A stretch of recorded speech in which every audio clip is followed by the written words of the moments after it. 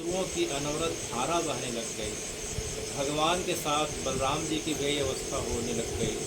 तब आपके सारथी दारुक ने आप दोनों की अवस्था देखकर आपको तत्काल रथ में बैठाया और महल में ले आए। महल के बाहर जो है आपकी बहन सुभद्रा खड़ी थी। सुभद्रा को आदेश था रोहिणी मैया का कि जो है भगवान बलराम जी के साथ अंदर प्रवेश ना करें, तो सुभद्रा मैया ने मना कर दिया जो भगवान की बहन थी।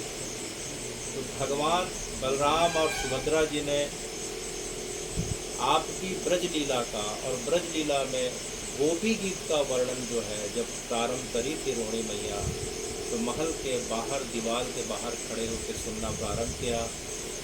जैसे जैसे भगवान की विरह की कथा बढ़ते जा रही थी, भगवान का शरीर विरह के ताप में, ब्रजवासियों के विरह के ताप में, उन गोपान के विरह के ताप में, उन गाँव और ग्वालन के विरह के ताप में, उस यमुना और जो है गिरिराज जी के विरह के ताप में याद करते करते हे भगवान, आपके शरीर का जो ताप इतना बढ़ने लगा कि ताप के कारण आपके अंग प्रत्यंग जो है गलने लग गए और सिकुड़ने लग गए। और देखते देखते भगवान के साथ बलराम जी और सुभद्रा जी का शरीर जो है जो लंबवत था, अब धीरे धीरे जो है पिंडाकार होने लग गया। और इसी अवस्था को जो है उस समय नारद जी ने देख लिया और नारद जी को जो है भगवान ने आशीर्वाद दिया कि जो है हे नारद जी, आपने मेरे दुर्लभ स्वरूप का, अत्यंत दुर्लभ स्वरूप का दर्शन पाया है, तो बताइए आपको क्या आशीर्वाद चाहिए। तो नारद जी ने कहा कि हे भगवान, आपका यह स्वरूप जो है जगत के कल्याण के लिए आप इसे जो है प्रकट कर दें। तो भगवान ने जो है नारद जी की इच्छा को स्वीकार करते हुए श्री क्षेत्र, शंख क्षेत्र, पुरुषोत्तम क्षेत्र, महोदधि के किनारे जो है जिसे हम वर्तमान में जगन्नाथपुरी के नाम से जानते हैं, उस जगह पे अपने स्वरूप को प्रकट कर दिया। और वह जगह वर्तमान में जो है श्री जगन्नाथपुरी के नाम से जगत में विख्यात हो चुका है। तो हे जगन्नाथ जी, जो आपका यह स्वरूप जो है मूलतः जो हमें जो है पिंडाकार के स्वरूप में दिखाई पड़ रहा है, वह अपने गोप और गोपियों के, ब्रजवासियों के, या फिर जो है ऐसे लोग, ऐसे भक्त जो भगवान से निष्काम प्रेम करते हैं, जिनसे भगवान के अलावा कुछ भी नहीं चाहिए, भगवान से भगवान के नाम, भगवान की कथा, भगवान के दर्शन के अलावा कुछ भी नहीं चाहिए, जो भगवान की प्रसन्नता में अपनी प्रसन्नता अनुभव करते हों। हे भगवान, जिन्हें आपके नाम और कथा के अलावा कुछ भी नहीं चाहिए, वे तो सिर्फ आपको सुखी देख के सुखी रहना चाहते हैं, तो ऐसे लोगों के लिए अब आपने अपने आप को श्री जगन्नाथपुरी में प्रकट किया। तो यह जगन्नाथ जी का स्वरूप है, अपने भक्तों को जो है प्रेम प्रदान करने वाला है। जिस प्रकार से आप द्वापर में गोपियों को, ब्रजवासियों को आपने प्रेम का दान किया था, उसी प्रकार से हे जगन्नाथ जी, आप इतने दयालु हैं, इतने कृपालु हैं कि आप अपने भ्राता बलभद्र जी के साथ और भगिनी सुभद्रा जी के साथ आज भी आप जगन्नाथ जी में साक्षात सशरीर जीवित अवस्था पे जो है अपने आप को प्रकट करे हुए हैं। तो आप जो है इसी लीला का वर्णन हमें पिछले 5 बार की कथा में सुना रहे थे, और हमने पिछले बार की कथा में सुना था कि भगवान जो है अब रथ यात्रा निकल चुकी है, और रथ यात्रा जो है कहाँ पहुँच गई है, गुंडीचा पहुँच गई।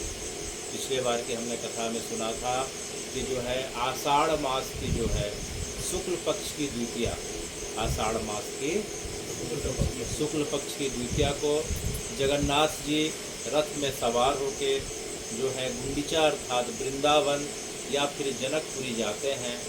तो हे जगन्नाथ जी, इसका मतलब क्या है? अगर हम धमतरी में अगर गुंडीचा जी अगर जाके देखें तो वहाँ जनकपुरी लिखा हुआ है कि भगवान जनकपुरी आए हैं। भगवान जो है 8 दिन के लिए द्वितीया से लेकर 10वीं तक जो है, और जो है आज 1 जुलाई अर्थात त्रयोदशी का दिन है, आप जो है जनकपुरी में रहते हैं। अगर हम जगन्नाथ जी जाते हैं तो गुंडीचा अर्थात वहाँ का भाव ऐसा रहता है कि भगवान द्वारिका से जो है वृंदावन या ब्रज आए हैं। तो इन दोनों में कोई भेद है क्या, या फिर दोनों का मतलब क्या है, इसका अर्थ क्या है?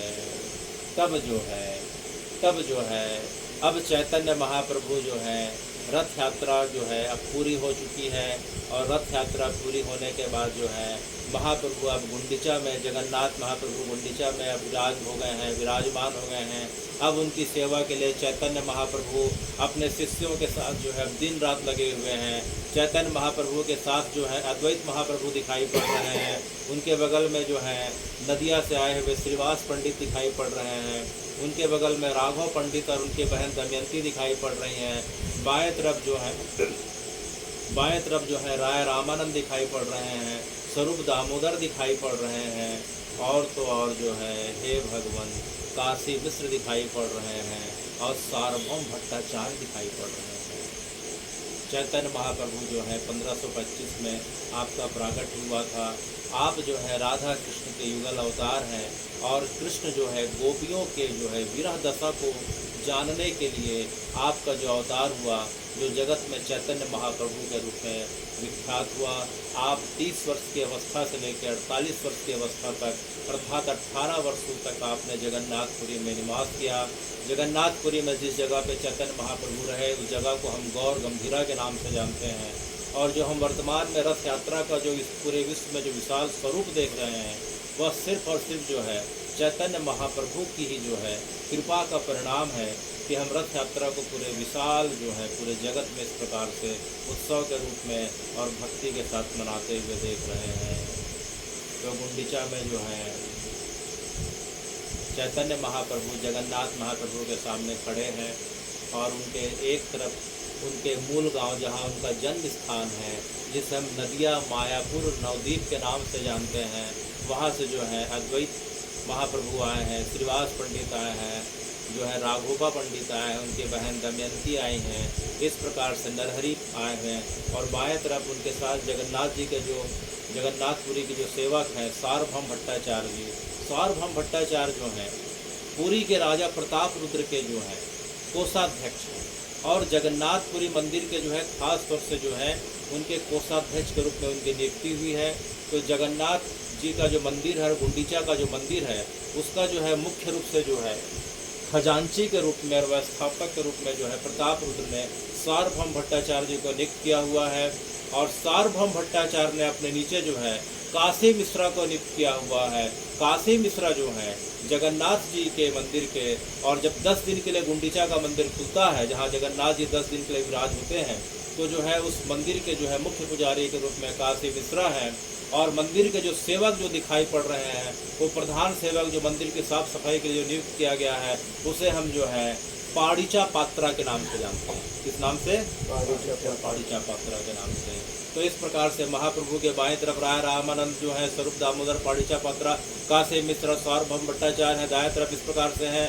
तो इस प्रकार से महाप्रभु जो है गुंडीचा में भगवान के दिन रात सेवा कर रहे हैं। अष्टयाम की सेवा हो रही है, भजन हो रहा है, भगवान के पवित्र नामों का गान हो रहा है। और देखते देखते महाप्रभु कई बार आवेश में चले जाते हैं। तो महाप्रभु का जब आवेश जब टूटा, तो सब महाप्रभु के साथ जो है सीढ़ियों में बैठे हुए हैं। आज महाप्रभु जो हैं अब बगल में जो इंद्रदम्बिन सरोवर है, वहाँ स्नान के लिए गए। स्नान के पश्चात महाप्रभु की जो है थोड़ी तंद्रा भंग होती है। महाप्रभु थोड़ा जगन्नाथ जी का महाप्रसाद ग्रहण करते हैं। तब जो है नरहरि पंडित ने पूछा कि जो है हे महाप्रभु, गुंडीचा को वृंदावन भी कहा जाता है, और गुंडीचा को जो है जनकपुरी भी कहा जाता है, आखिर इसका मतलब क्या है? क्या दोनों अलग अलग हैं क्या? तब महाप्रभु ने हंसते हंसते नरहरि को कहा कि अरे नरहरि, इसमें मूलतः कोई भेद नहीं है। भेद इसे जो है अगर देखा जाए तो इसे जो है कल्प भेद कहा जाता है। क्या कहा जाता है? कल्प भेद कहा जाता है। तो नरहरि के बगल में जो है दमयंती बैठी थी। दमयंती जो है राघव की जो है बहन है, और भगवान की जो है जब द्वापर में जब लीला हुआ करती थी, तो भगवान को जो है ये दमयंती और उनके भाई जो हैं राघव, उस समय मध्याह्न का भोजन पहुंचाने के लिए ब्रज के वनों में जाया करते थे। तो दमयंती और राघव जो है भगवान के ज़्यादा जो है नज़दीक है या मुँह लगे हैं, वे भगवान से किसी भी प्रकार का कुछ भी प्रश्न कर लेते हैं तो चैतन्य महाप्रभु जो है उनकी बातों को बड़े मुस्कुरा के जवाब देते हैं। तो दमयंती ने कहा कि जो है भगवान ये किस प्रकार की बातें हो रही है, इसे कभी जो है जनकपुरी भी कहा जाता है, कभी द्वारका से जो है वृंदावन भी कहा जाता है, आखिर इसका मतलब क्या है। तो महाप्रभु ने मुस्कुराते हुए कहा कि अरे दमयंती जो है यह दोनों बात सही है। जगन्नाथ जी जो हैं, जब त्रेता युग की बात अगर हम करते हैं तो त्रेता युग में जो है भगवान का जो स्वरूप है, जगन्नाथ जी का जो स्वरूप है वही स्वरूप राम का है। राम भी वही, जगन्नाथ जी भी वही, कृष्ण भी वही, श्री हरि अर्थात विष्णु जी भी वही। तो जब विष्णु जी जब त्रेता में राम जी के रूप में आते हैं तो राम जी का विवाह जनकपुरी में जो है जानकी जी के साथ होता है। तो जानकी जी के साथ विवाह होने के पश्चात जो है राम जी जो है एक बार भी जनकपुरी अर्थात अपने ससुराल नहीं जा पाए, न कभी जानकी जा पाए। जब जानकी जी का गौना होने के पश्चात जब वापस जो है अयोध्या जी आई तो अयोध्या जी से आने के पश्चात कुछ साल रहने के बाद वनवास हो जाता है। वनवास के बाद जो है सीता जी का हरण हो जाता है रावण के द्वारा। फिर राम जी जो हैं रावण का उद्धार करते हैं लंका में जाके, वापस के जो है फिर अयोध्या जी आते हैं। अयोध्या जी आने के बाद फिर क्या होता है कि राम जी जब सिंहासन में आरूढ़ हो जाते हैं तब जनकपुरी से पूरे जनकवासी और जो है जानकी की माता और उनके पिता अर्थात जो है राजा जनक और उनकी माता सुनैना, उनकी माता कौन है? सुनैना। जानकी जी की माँ जो सुनैना और उनके पिता जनक जी जो हैं पूरे जनक वासियों को लेके जो है अयोध्या जी आते हैं। और अयोध्या जी में बहुत दिनों तक जो है राम जी का और जो है जानकी जी के साथ उनका संग और वार्तालाप होता है। जब जाने का समय आता है, जब वापस जाने का समय आता है तो जनकपुर वासियों से और ख़ास तौर से जानकी जी की जो सहेलियां हैं उनसे रहा नहीं जाता है। जानकी जी की जो सहेलियां हैं उनसे रहा नहीं जाता है। राम और जानकी जी क्या होता है कि अपने रथ में बैठ के आगे आगे जा रहे हैं और उनके पीछे के रथ में जो है जनक जी हैं और उनकी जो है जानकी जी की माता जो है सुनैना जी हैं और पीछे के रथ में जो है जनकवासी लोग हैं और सीता जी की सहेलियां हैं। तो राम जी का और जानकी जी का रथ आगे बढ़ते बढ़ते जब जो है अयोध्या जी की सीमा के पास जब पहुंचता है तो सीता जी की जो सहेलियां हैं उनसे रहा नहीं जाता है और उन सीता जी के सहेलियों ने जो है आपस में विचार विमर्श किया कैसे में तो आज तक जो है हमारी जानकी हमारे जिया जी के साथ कभी जनकपुरी नहीं आई है। प्रेम से बात करने से भी बोल रहे हैं कि अभी तुम लोग चले जाओ, हम बाद में आएंगे और कल का क्या ठिकाना।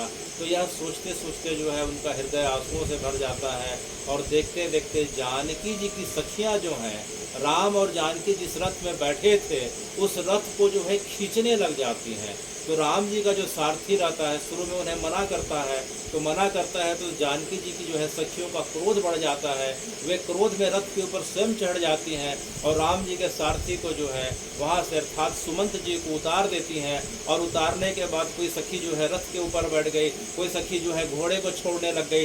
देखते देखते राम जी के रथ के घोड़े जो है रथ से जो है इस प्रकार से विलग हो जाते हैं और सब जो है जानकी जी की बचपन की सखियाँ अब जो है राम जी का रथ जो है जनकपुरी की तरफ ले जाने लग गए।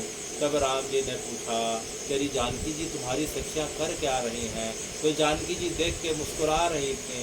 उन्हें जो है समझ में आ गया था कि राम जी तो ऐसे जाएंगे नहीं, तो इसी बहाने कम से कम एक बार मुझे तो जो है अपने माता पिता के घर में, अपने सखियों के घर में, अपने बाग बगीचे में। और जानकी जी को जो है बचपन से हिरण अर्थात मृग बहुत पसंद थे। जानकी जी के जो है जानकी जी के उद्यान में जो है अनगिनत जो है मृग हुआ करते थे। इसी कारण से रावण ने अपहरण की योजना करी, उसने सोने का मृग के माध्यम से जानकी जी का अपहरण कर लिया था। तो जानकी जी को अपने मृगों की याद आने लग गई। जानकी जी को अपने जो है जनकपुरी में अपने जो है मोरों की याद आने लग गई, सुख की याद आने लग गई। देखते देखते जानकी जी का भाव अब जनकपुरी के लिए होने लग गया। तो जानकी जी ने अपने सहेलियों को, सखियों को इशारा किया और सखियाँ जो है रथों को रथ को खींच के जो है धीरे धीरे अब जनकपुरी की सीमा में प्रवेश करा गई। तो वही अवतार के रूप में जब राम के बाद जो है जब कृष्ण के रूप में आना हुआ, चैतन्य महाप्रभु जो है दमयंती को बोल रहे हैं कि अरे दमयंती, जब मैं राम अवतार के रूप में आया था तो ऐसे में तो कभी ससुराल जाने को मिलता नहीं, तो जानकी की सखियों के माध्यम से मैं 10 दिनों के लिए जनकपुर चला गया था। जब कृष्ण अवतार के रूप में आया, जब जो है महाप्रभु बोल रहे हैं कि जब मैं कृष्ण अवतार के रूप में आया तो ऐसे तो कभी मेरा जाना हुआ नहीं, लेकिन एक बार जब कुरुक्षेत्र में जब सूर्य ग्रहण का समय पड़ा तो भगवान की अवस्था उस समय द्वारकाधीश के रूप में 112 वर्ष की लगभग हो गई थी। तो जो है भगवान जो है कुरुक्षेत्र में सूर्य ग्रहण के समय स्नान के लिए आते हैं और इधर से ब्रजवासी आते हैं, तो ब्रजवासियों को भगवान को देख के बड़ा विक्षोभ का भाव आता है और देखते देखते जो है आखिरी दिन पूरे के पूरे भगवान के गोप सखा और गोपियाँ जो हैं भगवान के रथ को जो है खींच के जो है वृंदावन की ओर ले जाने लग जाते हैं। तो वृंदावन का जो भाव है कुल मिला के जो है भगवान के भक्तों का भाव यह है कि हे राम जी, आप अयोध्या में तो राजा के रूप में इतने दिनों से रहे, आप तो केवल लोगों का सुख दुख हर समय जो है सुनते रहे, लेकिन आपकी सुधि कौन लेगा। हे ब्रजनाथ, हे कृष्ण, हे माधव, हे गोविंद, आप द्वारकाधीश में तो केवल जो है लोगों के लिए दिन रात आप कार्य कर रहे हैं, लेकिन आपके अपने मन की बात जो है वह कहाँ होगी। तो भगवान ने कहा कि अरे तनसुख, अरे मनसुख, मैं तो बचपन से ही जो है तुम लोग के बीच अपने आप को पाते आया हूँ भैया। मैं तो जब से द्वारका के रूप में, द्वारकाधीश के रूप में हूँ, आज तक मैंने अपनी मन की बात किसी से नहीं करी, ना मेरे बारे में पूछा कि कृष्ण जो है तुम्हें क्या अच्छा लगता है, तुम्हें क्या पसंद है। तो तनसुख मनसुख ने कहा कि चलो अभी अच्छा मौका है, भगवान के रथ को किधर ले चले, अब वृंदावन की ओर ले चले। तो कुल मिला के भगवान के भक्तों के द्वारा भगवान को कुछ समय के विश्राम देने के लिए भगवान को द्वारका से गुंडीचा अर्थात वृंदावन लाया जाता है, या फिर राम जी को जो है कहाँ से लाया जाता है, अयोध्या जी से जनकपुरी लाया जाता है। मूलतः दोनों में कोई अंतर नहीं है। इस अंतर को भी अगर अंतर माने तो इसे कल्प भेद कहते हैं, क्योंकि जो है त्रेता में जो है वही श्री हरि राम जी के रूप में आते हैं और द्वापर में वही श्री हरि कृष्ण के रूप में आते हैं। तो इस प्रकार से जो है महाप्रभु बता रहे हैं कि जो है अब भगवान 10 दिनों के लिए गुंडीचा में आ गए। कितने दिनों के लिए? 10 दिनों के लिए। आषाढ़ शुक्ल द्वितीया को भगवान गुंडीचा में आते हैं और उसके पश्चात जो है आषाढ़ शुक्ल की जो 10वीं की तिथि रहती है, कौन सी तिथि? 10वीं की तिथि जो रहती है, उस समय भगवान की जो है रथ की वापसी की यात्रा होती है, तो उसे जो है उल्टा रथ बोलते हैं, उल्टा रथ गमन बोलते हैं। तो भगवान जो है 10वीं के दिन अर्थात आज से 2 दिन पहले की जो घटना है, जो 10वीं की तिथि पड़ी थी, उसमें भगवान की जो रथ यात्रा है अब गुंडीचा से कहाँ जा रही है? वापस मंदिर, जगन्नाथ जी के मंदिर अर्थात जो है अब जा रही है द्वारका जा रही है, या फिर हम सोचें तो अयोध्या जी की ओर वापस जा रही है। तो भगवान जो है 10वीं के दिन वापस लौटते हैं, तो इसे हम उल्टा रथ यात्रा बोलते हैं, या फिर इसे हम बहुड़ा यात्रा बोलते हैं। उड़ीसा में क्या यात्रा बोलते हैं? शब्द जो है उड़िया में बहुड़ा बोला जाता है। तो जिस प्रकार से आते समय जो लोगों में उत्साह रहता है, भगवान को लाने के लिए जो उनके भक्तों में उत्साह रहता है, जिस समय लाखों भीड़ पूरे समुद्र के समान पूरे रोड में इस प्रकार से भर जाती है, लेकिन जब भगवान के जाने का समय होता है तो जो है वह बड़ा कष्ट का दिन रहता है। वह उसी प्रकार से कष्ट का दिन रहता है उनके भक्तों के लिए कि जिस प्रकार से जो है अपने घर की कन्या का जो है विदाई का समय आता है, उनके माता पिता और घर वालों के लिए रहता है, उसी प्रकार से जो है बहुड़ा यात्रा का दिन अत्यंत कष्टदायी रहता है। तो जो महाप्रभु की परंपरा वाले हैं, या जो भगवान के स्वरूप का जो है ब्रज में ध्यान करने वाले हैं, या अर्थात जो है भगवान के जो है 11 वर्ष तक की अवस्था का जो है ध्यान करने वाले हैं, वह भगवान के इस स्वरूप को जब गुंडीचा से वापस जाते हुए देखते हैं तो मानो उनका हृदय फटने लग जाता है, उनसे जो है बर्दाश्त नहीं होता है।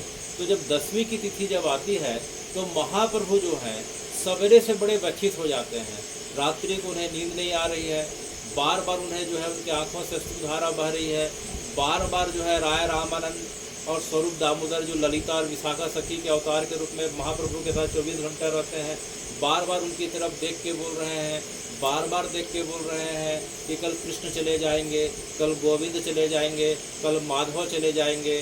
तो जो है महाप्रभु को जो है राय रामानंद और जो है स्वरूप दामोदर बार बार जो है दिलासा दे रहे हैं, लेकिन महाप्रभु के आंसुओं की धारा बिल्कुल रुकती नहीं है। देखते देखते जो है 4 बजे सवेरे का समय आ गया, महाप्रभु की मंगला आरती हो रही है, मंगला आरती के बाद उन्हें बाल भोग धराया जा रहा है।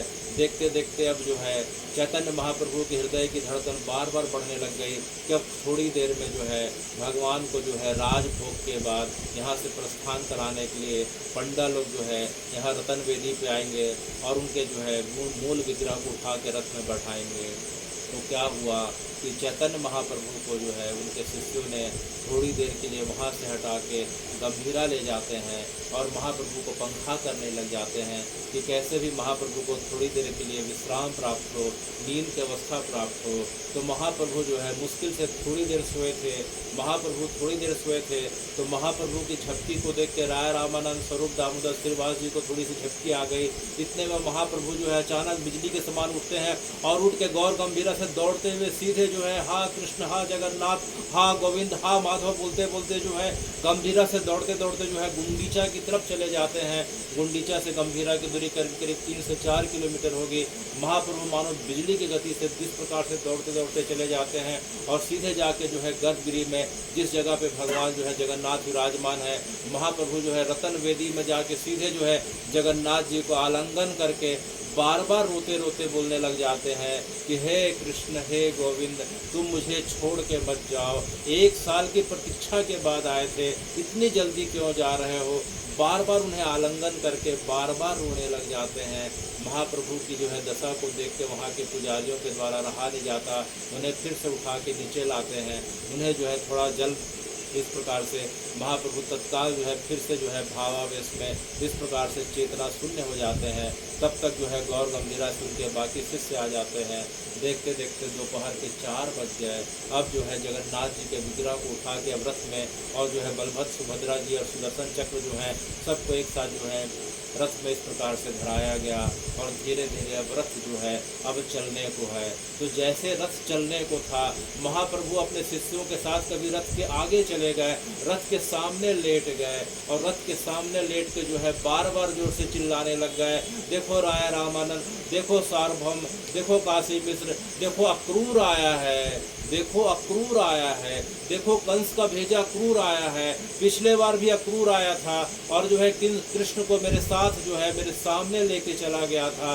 उस समय चैतन्य महाप्रभु जो है राधा भाव में आविष्ट हो गए हैं और बार बार जो है रथ के जो है सारथी लोग बैठे हुए हैं, उन्हें अक्रूर के रूप में देख रहे हैं और जोर जोर से चिल्ला के रोते हुए बोल रहे हैं, देखो अक्रूर आया है, देखो अक्रूर आया है, यह कृष्ण को वृंदावन से फिर से ले जाएगा और एक बार ये चले गए तो फिर कब आएंगे मुझे पता नहीं। तो जो है अक्रूर जो है इस बार मैं तुझे ले जाने नहीं दूंगा, इस बार तुझे जो है रथ को मेरे ऊपर से ले जाना पड़ेगा। तो चैतन्य महाप्रभु रथ के सामने लेट जाते हैं। चैतन्य महाप्रभु को देख के जो है राय रामानंद है, सार्वभौम भट्टाचार्य हैं, सब जो है रथ को रोकने के लिए तीनों रथ के सामने उनके साथ उनके जो है गौड़ प्रदेश से जितने शिष्य आए थे, उड़ीसा के जो शिष्य थे जिन्हें उड़िया और जो है गौड़िया शिष्य कहा जाता है, सब रथ के सामने लेट जाते हैं। देखते देखते रथ का जाने का समय निकलते जा रहा है। पुजारी लोग बार बार बोल रहे हैं कि महाप्रभु आप जो है रास्ता से हटिए, रथ का सामने जो है जाने का समय हो रहा है। लेकिन महाप्रभु हटे तो हटे कैसे। फिर महाप्रभु को जो है बहुत लोगों के द्वारा उठाया जाता है। महाप्रभु थोड़ा सा उठे नहीं कि रथ के पीछे चले जाते हैं और रथ को जो है पीछे पकड़ के जो है गुंडीचा की तरफ खींचने लग जाते हैं। महाप्रभु को देख के उनके शिष्य खींचने लग जाते हैं। बार बार महाप्रभु जो है क्रंदन करते करते कि हे कृष्ण, हमें छोड़ के मत जाना, हमें छोड़ के मत जाना। क्योंकि पिछले बार की हमने कथा में सुना था, पिछले बार की कथा में हमने सुना था, अपि यास्यति न गोविंदः स्वजनान् सुकृतीक्षतुम्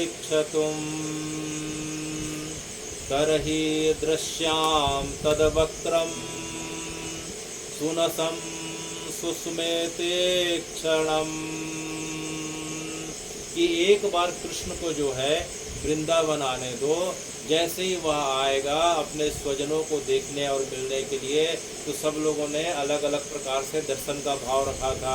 हमने पिछले बार सुना था, किसी ने कहा कि मुझे कृष्ण की जो है नाक अच्छी लगती है, सबसे पहले मैं उसकी नसिका का दर्शन करूंगा।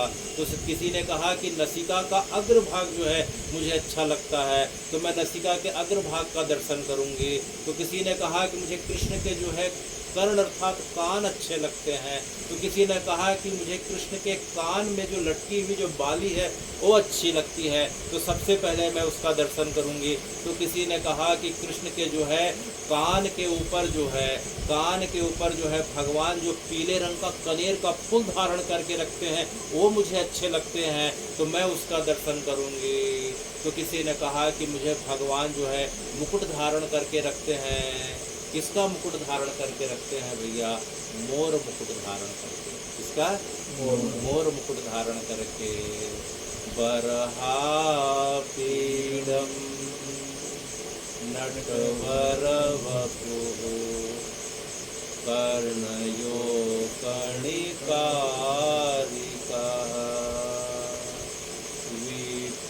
विप्रदवासः कनककपितं वैजयन्ती च माला।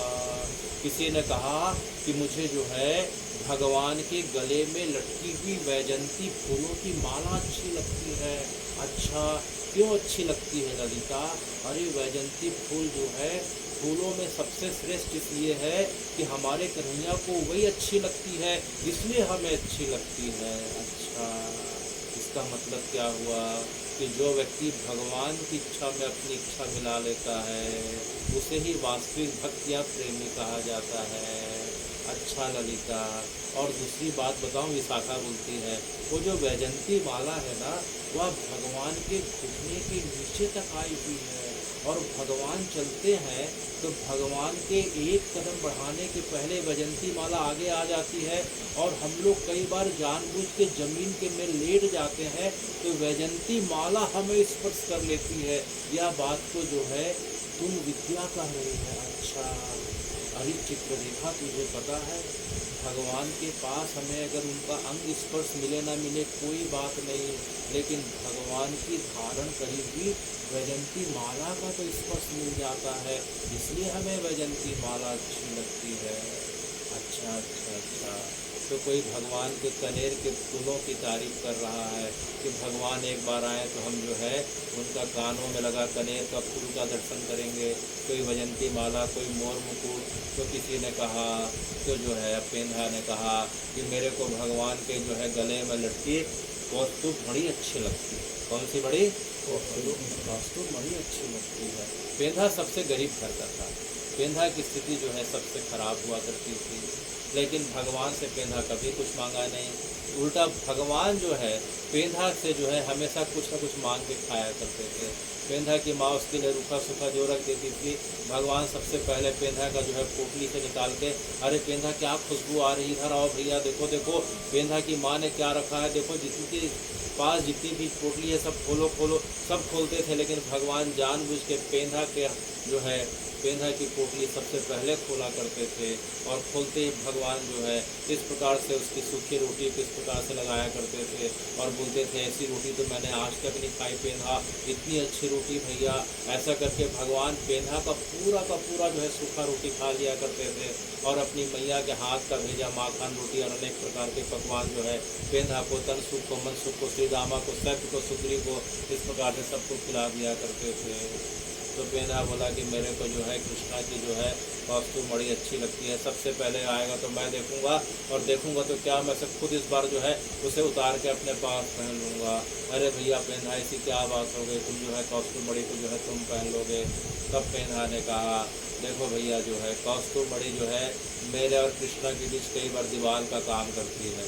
जब कृष्णा मेरे पास आने को होता है तो कौस्तु मणि में इतनी चमक होती है कि उसकी चमक के कारण जो है मेरी आंखें चौंधिया जाती है और मैं कृष्णा को ठीक से गले नहीं लगा पाता हूँ। इस बार मैं उल्टा करने वाला हूँ। इस बार मैं क्या करूँगा, तू आएगा तो उसकी मणि को जो है मैं धारण कर लूँगा। अच्छा अच्छा, तो सब लोग का इस प्रकार से जो है भाव होने लगा। अपि आस्यति न गोविंद स्वजनान् सुकृदेक्षतुं तर्हि दृश्यां तद्वक्त्रं सुनसं सुस्मेदेक्षणम्। तो किसी गोपी ने कहा कि मेरे को जो है न कनेर के फूल में कोई इस प्रकार की रुचि है, न कौस्तुभमणि में, न वैजंती माला में, न मोर मुकुट में, तो भैया आखिर तुम्हारी जो है किस चीज़ में रुचि है। तो गोपी जो है मुस्कुराते हुए कही कि जो है मेरे को जो है मेरी रुचि तो जो है कृष्ण के मधुर मुस्कान में। किसमें है? मधुर मुस्कान में। भगवान की जो है मधुर मुस्कुराहट को देख के तब से लेके आज तक जो है पूरा जगत जो है विमोहित हो रहा है। आज जो है कृष्ण की भगवान की रथ यात्रा जो है केवल जगन्नाथपुरी में न निकलते हुए पूरे विश्व में निकाली जा रही है। और हे कृष्ण, हे जगन्नाथ, आपकी जो मोहक मुस्कान है उसके लिए पूरी जगत के लोग जो हैं आपके प्रति अपना काम धाम सब छोड़ के बस आपका जो है केवल एक झलक, आपका जो है एक मधुर मुस्कान पाने के लिए सब जो है रथ के आगे रथ के पीछे, कभी आपके धाम में कभी आपकी कथा के लिए इस प्रकार से सभी लोग हमेशा हमेशा के लिए कि एक बार जो है कैसे भी करके आपकी जो है मधुर मुस्कान और चेहरे की एक बार जो है चितवन की छवि की झलक मिल जाए। तो जो है गोपी बोलती है कि तरहि दृश्याम तद वक्रम सुनसम सुस्मिति क्षणम। क्षणम अर्थात जो है आपकी जो है मधुर मुस्कान। भगवान अगर किसी को देख के एक बार मुस्कुरा देते हैं, जिस प्रकार से ब्रज की गोपियों को देख के भगवान ने एक बार मुस्कुरा दिया, तो गोपियाँ पूरा का पूरा जीवन पर्यंत भगवान को याद करते करते पूरा जीवन जो है 112 वर्ष बिता दी, पता नहीं चला। उनकी अवस्था ज्यों की त्यों रही, उन्हें पता नहीं चला। तो उसी प्रकार से उन गोपियों की फिर से कामना हो रही है कि भगवान अगर आएंगे, जगन्नाथ जी अगर एक बार दोबारा अगर आ गए तो हम उनका सबसे पहले क्या दर्शन करेंगे? उनकी जो है मधुर मुस्कान का दर्शन करेंगे। तो इस प्रकार से सब गोपियाँ आपस में बात कर रही हैं। तो जो है महाप्रभु इसी बात को याद करते हुए कभी रथ को पीछे से पहिए को खींचते हुए गुंडीचा की तरफ ले जाते हैं, कभी रथ के सामने लेट जाते हैं, कभी रथ के बगल में खड़े हो जाते हैं, कभी रथ के ऊपर भावाविष्ट में इस प्रकार से चढ़ने का प्रयास करके जगन्नाथ जी को आलिंगन करने का प्रयास करते हैं। देखते देखते महाप्रभु जो हैं फिर से जो है कई घंटे की इस प्रकार से अवचेतन अवस्था पे चले जाते हैं। महाप्रभु को जो है इस प्रकार से रथ के किनारे उनकी सेवा हो रही है और रथ धीरे धीरे बढ़ रहा है। इस 10वीं के दिन जो रथ आगे बढ़ता है उससे हम बहुड़ा यात्रा करते हैं। उसे क्या कहते हैं? जगन्नाथ जी की बहुड़ा यात्रा करते हैं। तो इस प्रकार से जगन्नाथ जी का रथ धीरे धीरे अब वृंदावन से या जनकपुरी से वापस अयोध्या जी की और द्वारकाधीश की तरफ बढ़ रहा है। और भक्त लोग बड़े टूटे हुए मन से, बड़े बुझे हुए मन से जगन्नाथ जी को विदा कर रहे हैं। तो बहुत सारे भक्त जो हैं जगन्नाथ जी को जो है मात्र दरवाजे तक छोड़ने आए हैं, ज़्यादा दूर तक नहीं जा रहे हैं। जो उस परंपरा के जो लोग हैं ज़्यादा दूर तक इसलिए नहीं जा रहे हैं कि भगवान को अपने आप से अलग कैसे करें, भगवान को जाते हुए क्यों देखें। लेकिन जो भगवान के जो द्वारका के भक्त हैं या जो भगवान के जो अयोध्या के जो भक्त हैं उनके मन में बड़ा उल्लास का भाव है। वो भगवान को लेने के लिए बड़े उत्साह के साथ आए हैं और लेते हुए इस प्रकार से जो है गाते बजाते इस प्रकार से चले जा रहे हैं। तो भगवान जो है रास्ते में पुनः जो है एक जगह रुक के जो है वहाँ एक मिष्ठान ग्रहण करते हैं। भगवान का जो है स्वल्पाहार होता है और देखते देखते रथ करीब रात के जो है 8 से 9 बजे के बीच जो है जगन्नाथ जी के मंदिर के सामने पहुँच जाता है। तो 10वीं की रात को जो है जगन्नाथ जी का रथ वहाँ खड़ा रहता है। उसके बाद दूसरे दिन एकादशी रहती है। कौन सी दिन रहती है? एकादशी रहती है। तो 10वीं को रथ पहुँच जाता है लेकिन जो है रथ को और जगन्नाथ जी को जो है अंदर प्रवेश नहीं मिलता है, क्योंकि लक्ष्मी जी नाराज हैं। लक्ष्मी जी जो है बहुत ज़्यादा नाराज इसलिए हैं क्योंकि भगवान जब आषाढ़ शुक्ल द्वितीया को जब वहाँ से निकले थे, जगन्नाथ जी के मंदिर से जब निकले थे, तो लक्ष्मी जी को अर्थात रुक्मणी जी को उन्होंने बताया नहीं था और भगवान इधर निकल गए थे। और लक्ष्मी जी उनसे मिलने के लिए जब 5वें दिन जाती हैं, रुक्मणी के रूप में जाती हैं, तो जिसे हम होरा पंचमी कहते हैं, और तो भगवान जो है जाने के लिए वापस वृंदावन से द्वारकापुरी अर्थात जगन्नाथ मंदिर में जाने के लिए मना कर देते हैं। तो लक्ष्मी जी अत्यंत कुपित होकर वहाँ से वापस आ जाती हैं और प्रण करके बैठती हैं कि जब भी वापस आएंगे मैं उन्हें अंदर नहीं आने दूंगी। तो भगवान 10वीं को तो रात तक पहुँच गए 8 बजे, लेकिन लक्ष्मी जी का जो है आदेश न मिलने के कारण जो है मंदिर के द्वारपालों ने दरवाज़ा नहीं खोला। तो भगवान का प्रवेश हमेशा सिंह द्वार से होता है। कौन से द्वार से? सिंह द्वार से होता है। तो सिंह द्वार से भगवान की रथ यात्रा निकलती भी है और भगवान जब वापस जाते हैं तो भी सिंह द्वार से जाते हैं। तो सिंह द्वार के सामने जो है लक्ष्मी जी के जो है दोनों जय और विजय खड़े हैं और दोनों ने जो है लक्ष्मी जी के आदेश के अनुसार जो है भगवान को आने के लिए मना कर दिया। तो भगवान के जो प्रमुख साथी नील माधव, कौन है मुख्य साथी? नील माधव। इस समय नील माधव जो है लक्ष्मी जी के साथ हैं। लक्ष्मी जी को भगवान जब अकेले छोड़ के आए थे तो नील माधव जो है लक्ष्मी जी की सेवा के लिए थे। तो नील माधव ने धीरे से जो है लक्ष्मी जी से जाके पूछा, लक्ष्मी जी का स्वरूप जो है मूर्ति देखेंगे कि वहीं जो है सिंह द्वार के बगल में। तो नील माधव ने लक्ष्मी जी से पूछा कि रुक्मणी जी जो है भगवान आ तो गए हैं लेकिन आपने रोक दिया है, तो उन्हें कितने दिन तक बाहर खड़ा करना है? तो लक्ष्मी जी को अत्यंत क्रोध में बोली कि उन्हें 3 दिन तक बाहर खड़ा रखना। कितने दिन तक? 3 दिन तक। तो नील माधव भी चकरा गए कि जो है लक्ष्मी जी भगवान 3 दिन तक आखिर वहाँ बाहर कैसे करेंगे? तब लक्ष्मी जी ने कहा, देखो नील माधव, मैं इतने दिनों तक जो है भगवान के योग में रही हूँ और भगवान को भी अब बाहर खड़ा रखने का, इस प्रकार से धूल में बरसात का मज़ा लेने दो और उन्हें जो है बिल्कुल अंदर नहीं आने देना। और ध्यान रखना मेरी बात का जो है पूरी तरीके से पालन होना चाहिए। कहीं जाके चुपके से तुम इस प्रकार से भगवान को इस प्रकार से गलती मत करना। तो नील माधव जो है लक्ष्मी जी का कहना मानते हुए जो है भगवान को मना कर देते हैं। भगवान बार बार इशारा कर रहे हैं, अरे भाई नील माधव अंदर तो आने दो, अंदर तो आने दो।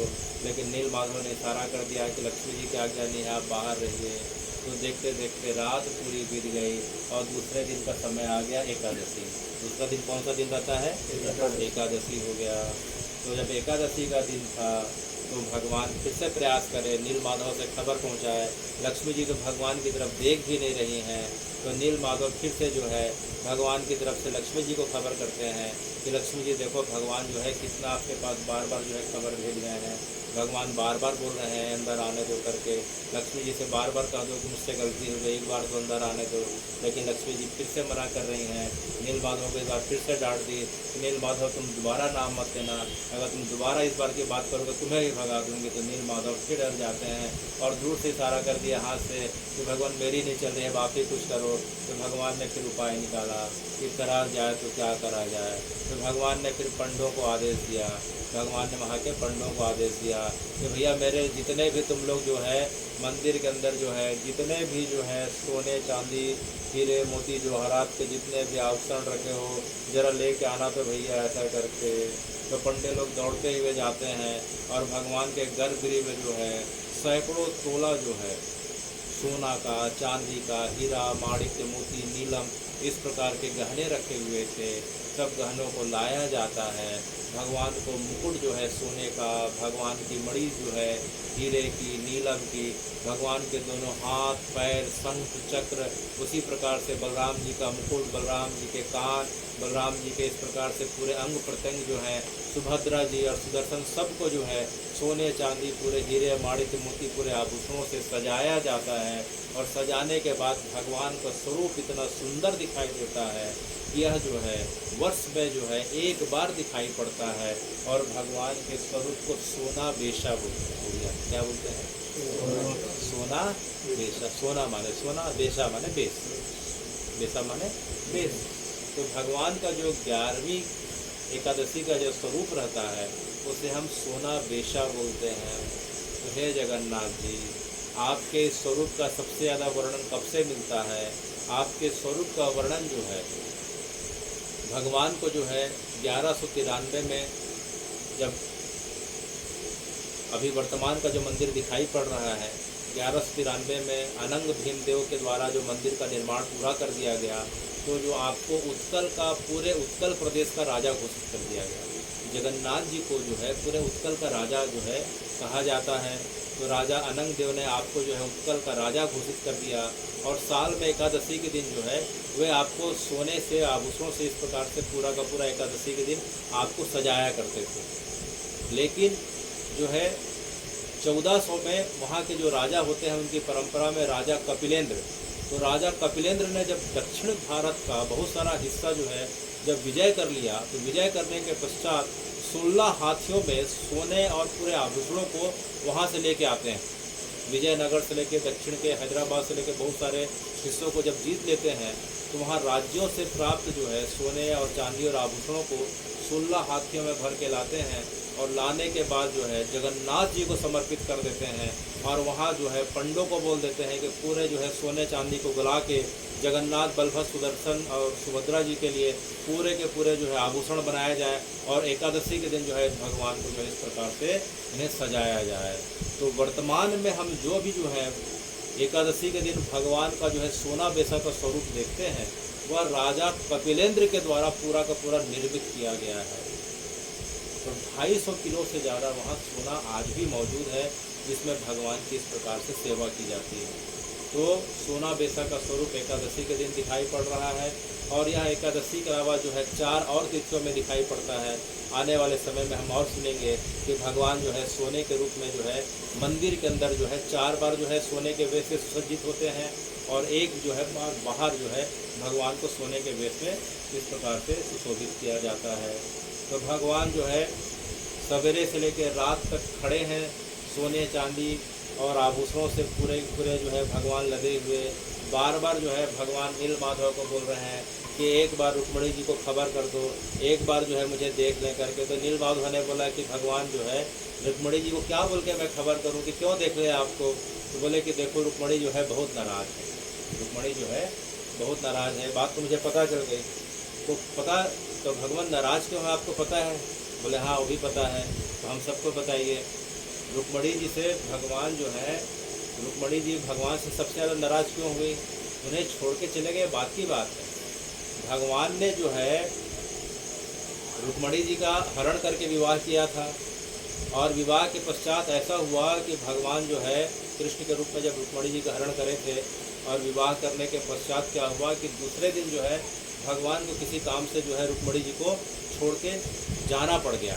माने ठीक से हाथ की मेहंदी तक नहीं छूटी थी, और रुक्मणी जी को छोड़ के जाना पड़ गया। और दोबारा फिर जो है इसी लीला पे हो रहा है कि भगवान इस बार जो है बिना बताए चले गए। तो रुक्मणी जी भगवान से बहुत नाराज़ हैं। तो भगवान रुक्मणी जी को प्रसन्न करने के लिए अपने आप को पूरा जो है सोने से और पूरे आभूषणों से सजा लेते हैं। नील माधव से खबर करा रहे हैं, नील माधव जो है रुक्मणी जी को खबर कर रही हैं, लेकिन रुक्मणी जी ने जो है भगवान की तरफ देखना भी पसंद नहीं किया, और देखते देखते जो है पूरी रात बीत गई। तो एकादशी का दिन भी पूरा बीत गया, और देखते देखते अब जो है द्वादशी का दिन आ गया। जो कल का जो दिन था उसे द्वादशी का दिन कहते हैं। तो भगवान ने सोचा कि जो है देखो भाई, रुक्मणी जी 10वें दिन के अंदर नहीं आने दिए, एकादशी के दिन भी आने नहीं दिए, अब जो है अब करें तो करें क्या। तो एकादशी का दिन था, तो एकादशी के दिन भगवान और भगवान के जितने भक्त थे सब जो है उपवास थे। क्या थे? उपवास थे। क्यों उपवास थे? मंदिर के अंदर एकादशी नहीं चलती है, एकादशी का नियम मंदिर के अंदर नहीं है। लेकिन भगवान और भगवान के भक्त ने क्या किया कि अब क्या करें, एकादशी है, रुक्मणी जी के अंदर जाने नहीं दे रही हैं, खाने पीने में भी अब रुचि नहीं हो रही है, तब क्या करो कि आप एकादशी को उपवास कर लो। तो जिस दिन भगवान सोना वेश धारण करते हैं उस दिन एकादशी को उपवास भी कर लेते हैं भगवान और भगवान के जितने भक्त हैं। तो फिर द्वादशी के दिन फिर क्या होता है कि एकादशी का जो है अब क्या है, पारणा पूरा हो रहा है। तो एकादशी का जो है व्रत को संपन्न करने के लिए अब कुछ ना कुछ खाना पीना जरूरी है। तो भगवान को जो है आज जो है पना का प्रसाद पिलाया जा रहा है। किसका प्रसाद? पना का। तो उसको अधर पना बोलते हैं। जो कल जो 12वां दिन था वह क्या कहा जाता है? अधर पना। अधर माने होठ और पना माने पना। तो उड़ीसा में जगन्नाथपुरी में क्या होता है कि जो कल 12वें का जो दिन होता है वो दिन भगवान के लिए और भगवान के साथ जितने भक्त हैं जो एकादशी को उपास रखे हुए और भूखे हैं और जो है लक्ष्मी जी के विरह में अब भगवान खुद तड़प रहे हैं, तब उनकी जो है शांति के लिए, उनके जो है पेट के उस प्रकार से उसको मिटाने के लिए अब क्या किया जा रहा है कि अधरपना। तो सिंह द्वार के सामने जो है एक छैती मठ दिखाई पड़ रहा है। सिंह द्वार है, उसके सामने में एक मठ है, उसे हम छैती मठ कहते हैं। और छैती मठ में कुआं है, तो कुएं से जो है पानी लाया जा रहा है और पानी में जो है पानी को जो है 4 ड्रम में अलग अलग जो है भरा जा रहा है, 4 मिट्टी के बड़े बड़े बर्तनों में। और जो है एक मिट्टी का बर्तन जो है बलराम भगवान के लिए है, बलराम जी के लिए, सुभद्रा जी के लिए है और एक सुदर्शन चक्र के लिए है। तो 4 बड़े बड़े जो है मिट्टी के बर्तन में जो है पानी रखा गया, उसमें दूध मिलाया गया, फिर उसमें जो है दूध के बाद पनीर डाला गया, फिर उसमें जो है दही डाला गया, फिर कपूर डाला गया, केला डाला गया, जायफल डाला गया और इस प्रकार से जो है काली मिर्च डाला गया। फिर आखिरी में जो है गुड़ डाला गया और गुड़ डाल के सबको मिलाया जाता है। और इनका जो है मिलाने के बाद जो पेय बनता है उसे हम अधरपना बोलते हैं। क्या बोलते हैं? अधरपना बोलते हैं। और अधरपना को जो है भगवान और भगवान के साथ बलभद्र सुभद्रा बाकी लोग ग्रहण करते हैं और भगवान के भक्तों के ग्रहण करने के बाद जो है उस जो है बाकी लोगों के वितरित कर दिया जाता है और चारों घड़ों को तोड़ दिया जाता है। और घड़े जो है घड़े के आकार में नहीं है, इस प्रकार के लंबे आकार में रहते हैं। इस प्रकार के गोल आकार में जो है अधरपना के घड़े नहीं रहते हैं, ये लंबे आकार के घड़े रहते हैं। करीब करीब 4-4 फीट का एक घड़ा होता है, 4-4 फीट का एक घड़ा है। भगवान पाते हैं, भगवान के रथ में साथ में जो उनके जो सेवक हैं वो पाते हैं, भक्त पाते हैं। फिर घड़े को तोड़ दिया जाता है। फिर उसके बाद नील माधव के पास फिर खबर जाती है, नील माधव को फिर लक्ष्मी जी मना कर देती हैं कि इनको तो खड़े ही रहने दो ऐसा करके। तो देखते देखते जो है एकादशी के बाद द्वादशी का दिन भी बीत गया, भगवान का रथ बाहर खड़ा है। आज जो है त्रयोदशी का दिन, आज कौन सा दिन है? त्रयोदशी का दिन है। तो अब भगवान के मन में भी अब इच्छा आ गई कि भगवान सोच रहे हैं कि अब लक्ष्मी जी मिलना नहीं चाह रही हैं। तब देखते देखते 3 दिन हो गए। तो भगवान के साथ जो भगवान के भक्त हैं अब उनका जो है हाल अब ठीक नहीं चल रहा है। कोई अब किसी को मुरझा रही है, कोई भूख प्यास के मारे बेहाल हो रहा है, कोई रथ में खड़े खड़े अत्यंत जो है इस प्रकार से कमज़ोर होते जा रहा है। तो भगवान ने देखा कि मेरे भक्त भी अब जो है धीरे धीरे अब उम्मीद छोड़ते जा रहे हैं। तो अब भगवान ने भी अब लक्ष्मी जी से मिलने की इच्छा छोड़ दी। जब लक्ष्मी जी को मेरे से मिलने की इच्छा नहीं है, रुक्मणी को, तो मेरी भी इच्छा खत्म हो गई। 2 से 3 दिन तक तो मैं रोज़ खबर करता था, लेकिन अब जो है आज मैं खबर नहीं करूँगा। तो भगवान ने जैसे ही मन में ठान लिया कि आज मैं लक्ष्मी जी को खबर नहीं करूँगा अंदर आने के लिए, लेकिन लक्ष्मी जी के कान बड़े खड़े रहते थे। वो बार बार नील माधव की तरफ तिरछे नज़र से देखते रहती थी कि रोज़ भगवान जो है नील माधव को क्या इशारा करते हैं। लेकिन आज लक्ष्मी जी सवेरे से देख रही हैं कि भगवान ने नील माधव की तरफ देखा नहीं और नील माधव ने चुपके से भगवान की तरफ देखा नहीं। तो लक्ष्मी जी को समझ में आ गया कि भगवान जो है अब लगता है कहीं अगर रूठ गए तो लगता है परमानेंट फिर से जो है यहाँ से छोड़ के फिर से नीलांचल छोड़ के सुंदरांचल अर्थात गुंडीचा तो नहीं चले जाएंगे। अब लक्ष्मी जी अब धीरे धीरे जो है लक्ष्मी जी का भाव परिवर्तन होने लग गया। लक्ष्मी जी अब इस बार क्या करें कि लक्ष्मी जी नील माधव की तरफ देखें। नील माधव जो है लक्ष्मी जी को हाथ जोड़ के देखा, नील माधव की तरफ लक्ष्मी जी थोड़ा देख के मुस्कुरा दी। इतने में नील माधव समझ गया और भगवान को इशारा कर दिया कि हे जगन्नाथ जी, अब लक्ष्मी जी की तरफ से स्वीकृति मिल गई है, अब आप आने की तैयारी करिए, अब चिंता की कोई बात नहीं, अब पूरी तैयारी करिए। लेकिन जो है अगर आए तो खाली हाथ मत आना, लक्ष्मी जी की किस प्रकार से सेवा करना कि लक्ष्मी जी का मन साल भर प्रसन्न रहे। तो भगवान ने इशारे से पूछा कि नील माधव आखिर क्या करें कि लक्ष्मी जी का मन साल भर प्रसन्न रहे। तो नील माधव ने इशारा करके जो है गोल गोल इशारा किया। जैसे ही गोल गोल इशारा किया भगवान समझ गए। भगवान ने पंडों को इशारा किया कि जाके जो है पूरे के पूरे राज्य भर में पूरा का पूरे जितने लोग हैं घर बार से लेके मंदिर से लेके हर जगह जो है लोग जो है जाके जो है एक विशेष प्रकार की जो है मिष्ठान को जो है घर में बनाना चालू करें। और ठीक करीब 7 बजे शाम के आसपास सब लोग जो है मिष्ठान लेके मेरे पास आ जाएं और मिष्ठान को लेके जो है मैं लक्ष्मी जी को जो है खुद अपने हाथ से पवाऊंगा। तो देखते देखते पूरे पुरी में पूरे उत्कल में बात फैल गई कि भगवान ने जिस मिष्ठान की बात करी है वह मिष्ठान बन के देखते देखते शाम के 7 बजे तक भगवान के रथ के पास आ जाती है। और भगवान उस मिष्ठान को लेके अपने सेवक के हाथ जो है लक्ष्मी जी के हाथ जो है उनका सेवक जो है सबसे पहले लेके नील माधव के पास जाता है। नील माधव इशारा करते हैं कि भगवान ने देखो आपको जो है कुल्हड़ में मिष्ठान भेजा है। तो देखते देखते लक्ष्मी जी ने देखा, लक्ष्मी जी के मुंह में पानी आ जाता है और पानी आने के बाद फिर लक्ष्मी जी थोड़ा सा रुठ जाती हैं और नील माधव को बोलती हैं कि जाके उनको बोलो कि मैं अपने हाथ से नहीं खाऊंगी, इतने दिनों से मुझे छोड़ के चले गए हैं, अगर उनको अंदर आना है तो मुझे अपने हाथ से खिलाए। इतने में नील माधव जो है बिगुल बजा देते हैं और पूरे चारों तरफ इस प्रकार से जो है हंसी और खुशी का माहौल आ जाता है कि लक्ष्मी जी मान गई और लक्ष्मी जी प्रसन्न हो गई। देखते देखते जो है सबसे पहले क्या होता है कि सुदर्शन चक्र जो है अंदर जाते हैं, उसके पश्चात जो है सुभद्रा जाती हैं, फिर बलभद्र अंदर जाते हैं और फिर भगवान जब सबसे आखिरी में जब अंदर प्रवेश कर रहे हैं, अभी हम देखेंगे अगर हम YouTube में अगर टीवी पे लाइव करें तो इस समय भगवान अंदर जाते हुए दिखाई देंगे।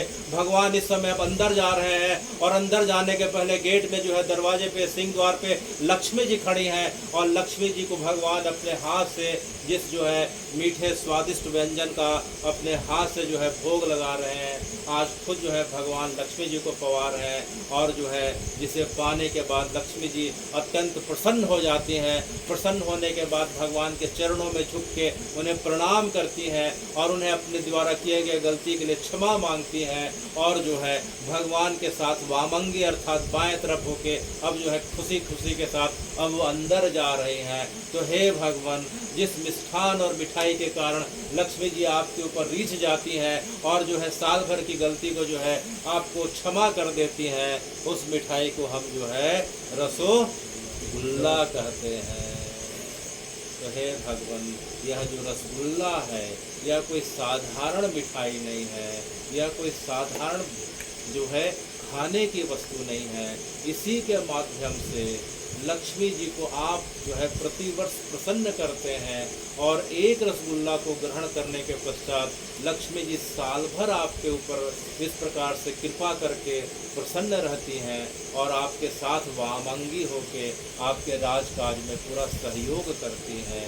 तो रसगुल्ला जो है यह उत्कल की मिठाई है, बड़ी दिव्य मिठाई है, भगवान की इच्छा से निर्मित मिठाई है, लक्ष्मी जी के सेवा में चढ़ी गई मिठाई है और लक्ष्मी जी को अत्यंत जो है पसंद की जाने वाली मिठाई है। तो यह रसगुल्ला जो है यह बंगाल का आज के दिन उसका प्रागट्य हुआ था। आज ही के दिन जो है त्रयोदशी के दिन जगन्नाथ जी लक्ष्मी जी को यह रसगुल्ला जो है उन्हें पवाते हैं और उनका जो है पूरा का पूरा दुख दर्द और गुस्सा जो है साल भर का जो रहता है इतने दिन का वह दूर हो जाता है और भगवान को जो है आज अंदर प्रवेश मिल रहा है। जिनके पास अगर मोबाइल होगा तो मोबाइल में हम देखने का प्रयास करेंगे कि हो सकता है कि जगन्नाथ जी जो है अभी अंदर जाने के क्रम में होंगे और लक्ष्मी जी के साथ थोड़ी देर में अब अंदर जाने वाले होंगे। तो भगवान जो है त्रयोदशी के दिन आज जो है इस प्रकार से अंदर जा रहे हैं। अंदर जाने के पश्चात जो है भगवान गर्भगृह में विराजमान होंगे और विराजमान होने के पश्चात भगवान की जो है इस प्रकार से सेवा चालू होगी। तो सेवा जो है भगवान की जो है होते होते रात के आज करीब करीब 2 से 3 बज जाते हैं, क्योंकि भगवान जो है अपनी रतन वेदी को छोड़ के गए हुए आज जो है द्वादश के दिन गए थे, आज त्रयोदशी के दिन वापस आ रहे हैं। तो भगवान की रतन वेदी खाली है, तो भगवान की आज रतन वेदी पे भगवान विराजमान होंगे और उनकी इस प्रकार से सेवा होगी और सेवा होते होते करीब करीब रात के 2 से 3 बजेंगे। तो हे चैतन्य महाप्रभु, जो भी हम जगन्नाथ जी के बारे में हम जो प्रकाश जो है हम सुन रहे हैं वह सिर्फ और सिर्फ जो है आपकी कृपा कटाक्ष का परिणाम है कि जो रथ यात्रा इतनी जो विस्तार के साथ हमने सुना, जो रथ यात्रा का जो है मात्र अभी हम जो अगर देखा जाए तो मात्र जो है महाप्रभु की रथ यात्रा का जो वर्णन अगर आता है तो हम उसमें मात्र 10% हिस्सों को सुने हैं। तो आने वाले समय में इस प्रकार से हम रथ यात्रा के बारे में और विस्तार से सुनेंगे महाप्रभु की कृपा के कारण। तो महाप्रभु की कृपा है, चैतन्य महाप्रभु की कृपा कि जिन्होंने रथ यात्रा को पूरे जगत में विख्यात किया और स्वयं जो है उस चीज़ का आस्वादन किया। महाप्रभु जो है स्वयं जो है राधा भाव में आविष्ट होके भगवान कृष्ण को किस प्रकार से पाया जाए, भक्तों के बीच किस प्रकार से जो है कृष्ण की सेवा की जाए, उन्होंने इस प्रकार से सेवा का जो है आपने साधन बताया और इन साधन में सबसे प्रमुख जो है नाम संकीर्तन बताया। क्या बताया? नाम संकीर्तन बताया। इसलिए जो है चैतन्य महाप्रभु की और रथ यात्रा की जो है एक दूसरे की पूरकता बताई जाती है। अगर रथ यात्रा है तो चैतन्य महाप्रभु है, चैतन्य महाप्रभु है तो रथ यात्रा की महिमा है। दोनों के बगैर जो है एक दूसरे की महिमा प्रकट नहीं हो सकती, क्योंकि रथ यात्रा तो हजारों वर्षों से चले आ रही है, लेकिन इसका महत्व सबसे ज़्यादा हुआ चैतन्य महाप्रभु के कारण 1525। श्री चैतन्य प्रभु जीवे दया करी, स्वपार सदे संग श्री धाम उतरिन। श्री चैतन्य प्रभु जीवे दया करिन, स्वपार सदे संग श्री धाम उतरिन। अर्थात कि हे चैतन्य महाप्रभु, आपने जीवों पे अत्यंत दया करी, अर्थात हम सब पे अत्यंत दया करी, क्योंकि हमारे जीवन के इतने बसंत सबके बीत चुके हैं, लेकिन जगन्नाथ जी की महिमा के बारे में बड़े मुश्किल से इस वर्ष या पिछले वर्ष ही पता चल पाया था, और इस वर्ष जो है कुछ ज़्यादा पता चल पाया उनकी महिमा के बारे में। इसलिए यहाँ उपस्थित लोगों में से कई मूर्ति ऐसे हैं जो जगन्नाथ जी का 3 से 4 महीने में 3-3 बार दर्शन करके आ चुके हैं। तो यह सिर्फ जो है चैतन्य महाप्रभु आपकी कृपा कटाक्ष का परिणाम है कि आपने हम सब जीवों पे कृपा करी, आपने हम सब जीवों पे कृपा करी कि आपने जगन्नाथ जी का श्री धाम का और रथ यात्रा का इतना विस्तार करके इतना भाव के साथ हमें बताया कि जो है हमारा मन रहा नहीं जाता है, और हमारा मन बार बार जो है जगन्नाथ जी के दर्शन के लिए, रथ यात्रा के लिए, गुंडीचा दर्शन के लिए बार बार दौड़ा जाता है। और आपने जो है अपने आचरण में इस प्रकार से जो है वहाँ व्यक्त किया, आपने अपने आचरण को इस प्रकार से प्रदर्शित किया कि जो है स्वपार्षदे संग, स्वपार्षद माने अपने पार्षदों, अपने सेवकों के संग श्री धाम, अर्थात श्री धाम माने जगन्नाथपुरी को क्या कहते हैं? श्री धाम। श्री माने लक्ष्मी जी, श्री माने लक्ष्मी जी। भगवान जिस जगह पे लक्ष्मी जी के साथ निवास करते हैं उसे हम श्रीधाम कहते हैं, बैकुंठ कहते हैं, गोलोक कहते हैं, साकेत कहते हैं, ये सब नामों से जाने जाते हैं। तो हे चैतन्य महाप्रभु, आपने हम जीवों पे अत्यंत कृपा करी, और कृपा करने के साथ में आपने क्या किया कि स्वपार्षदे संग, अपने पार्षद, अपने सेवकों के संग श्रीधाम अर्थात जगन्नाथपुरी में अवतरीन, अवतरित होना, उतरना माने उस जगह पे आपने जो है अवतार लेके उस जगह पे उतर के आपने जगन्नाथ महाप्रभु की महिमा का इस प्रकार से विस्तार किया और प्रकाश किया। तो यह सब जो हम सुने हैं इतने करीब 4 या 5 बार की कथा में, यह सिर्फ जो है चैतन्य महाप्रभु की कृपा कटाक्ष का परिणाम है कि हम जगन्नाथ जी की यात्रा को और उनके बाकी घटनाओं को हमने इतना विस्तार से सुना। तो इसे हम जो है यह जो लाइन जो लिखी गई है, यह जो है चैतन्य चरितामृत में जो है कविराज गोस्वामी के द्वारा लिखी गई है। तो कथा सुनने का फल यह होता है कि हमें जगन्नाथ जी के प्रति जो है भाव उत्पन्न होता है, उनके धाम में जाने की इच्छा होती है, और महाप्रभु की कृपा से हमारा मन संसार में रहते हुए जो है धीरे धीरे उनमें लगने लग जाता है। तो इसे जो है अपने अपने जो है अनुसार जो है 1-2 बार सब दोहराने का प्रयास करेंगे कि जो है कविराज गोस्वामी ने जो है चैतन्य महाप्रभु के लिए जो चैतन्य लीलामृत में कहा है। श्री चैतन्य प्रभु जीवेन कृपा करें, श्री चैतन्य प्रभु जीवेन कृपा करें,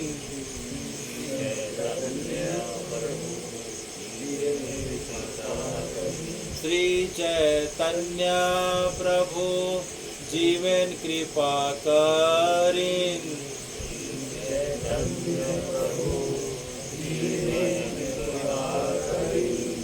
स्वपार सदे संग श्री धाम उतरिन, स्वपार सदे संग श्री धाम उतरिन। बोलिए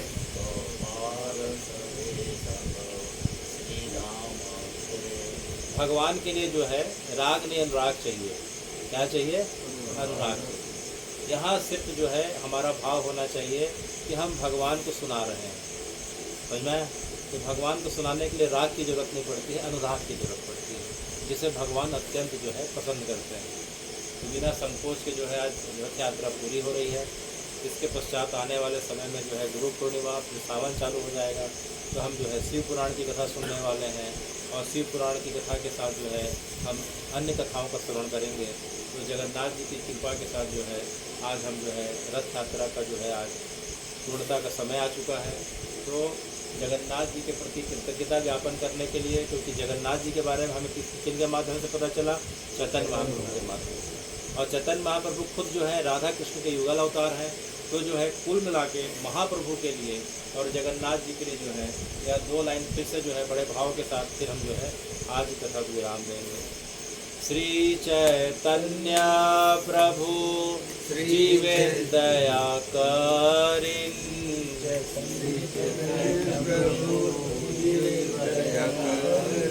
श्री चैतन्य प्रभु जीवेन दया करिन,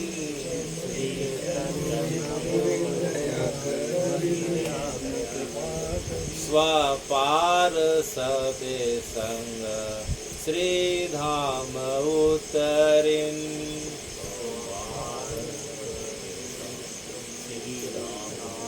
स्वपार्षदे संग श्री धाम उतरिन,